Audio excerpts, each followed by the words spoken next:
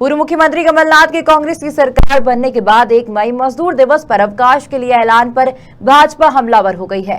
राजधानी भोपाल में गृह मंत्री डॉक्टर नरोत्तम मिश्रा ने कमलनाथ पर कटाक्ष करते हुए कहा कि कभी काम तो दिया नहीं, अब अवकाश देने की बात कर रहे हैं।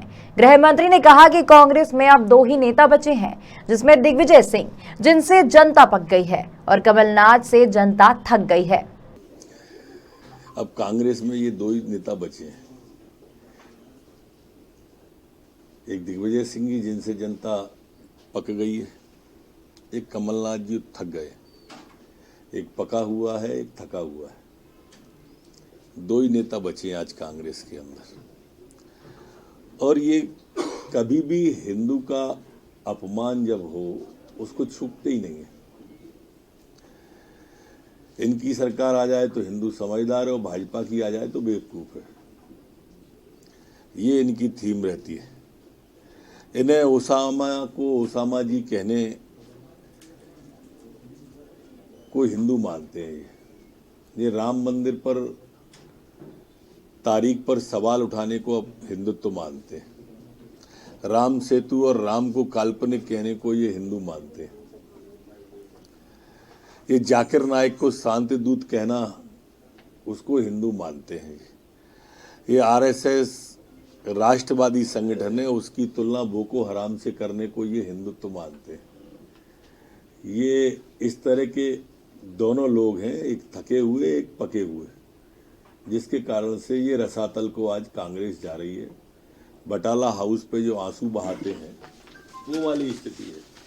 एक बात मेरी तो समझ में ही नहीं आई है, कमलनाथ जी ने जो कहा है कि ये जो दुस्साहस किया है बेवकूफ कहने का, ये कहीं युवराज पर तो उंगली नहीं उठा रहे हैं, उनकी तरफ तो इशारा नहीं है इनका कहीं से। ये भी विचारणीय बिंदु है।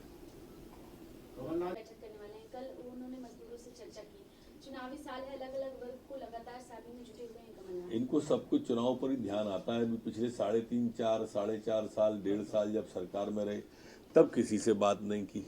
अब चुनाव आ गया तो कभी हिंदुत्व पर सवाल, हिंदू पे सवाल। अब चुनाव आ गया तो स्वास्थ्य वालों से चर्चा। जब चुनाव आ गया तो मई दिवस पर 1 मई को कर्मचारियों की छुट्टी, और जब उनको एजेंडा लगाना था तब एक भी लगाया नहीं। तो ये जनता समझती है, ये पब्लिक है, सब जानती है कि ये कमलनाथ जी अब क्या स्वान कर रहे हैं।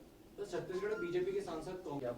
हमारे वरिष्ठ कार्यकर्ता हैं, मेरे साथ मंत्रिमंडल में रहे हैं, बहुत योग्य व्यक्ति हैं, समर्पित व्यक्ति हैं और राजनीतिक संत जिन्हें कहते थे, जिनकी जिस वृक्ष की छाया में नरोत्तम जैसे अनेक लोग पार्टी से जुड़े और विकसित हुए, दीपक हमारे ऐसे कार्यकर्ता। क्या कारण है पार्टी के पुराने जो नेता हैं वो लगातार नाराज दिख रहे हैं?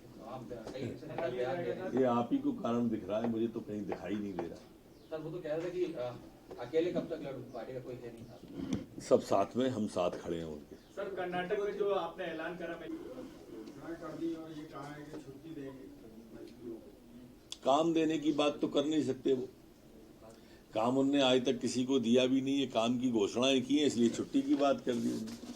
ये वही कमलनाथ जी हैं जिनने साप्ताहिक अवकाश देके पुलिस वालों के साथ छल किया था। इन्होंने रोजगारी भत्ता और रोजगार देने के नाम पर छल किया था। पेट्रोल की कीमतें कम करेंगे ये कह के छल किया था, फिर छलावा किया।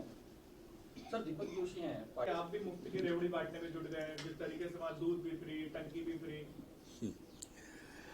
देखो, जो मध्य प्रदेश वाले हैं, यहाँ पर किसने क्या किया है ये सामने है।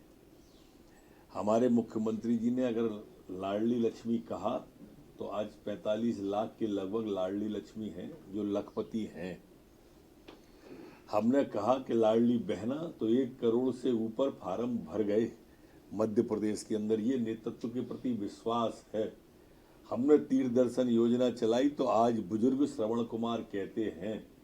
हमने कन्यादान योजना चलाई मध्य प्रदेश के अंदर तो पूरे देश ने उसे अंगीकार किया और स्वीकार किया। आज पूरा देश हमारी योजनाओं को लेके गया है, चाहे तीर्थ दर्शन हो, चाहे लाडली लक्ष्मी हो, चाहे हमारी कन्यादान योजना हो, चाहे लाडली बहना योजना हो। मुख्यमंत्री लगातार विधायकों से वन टू वन चर्चा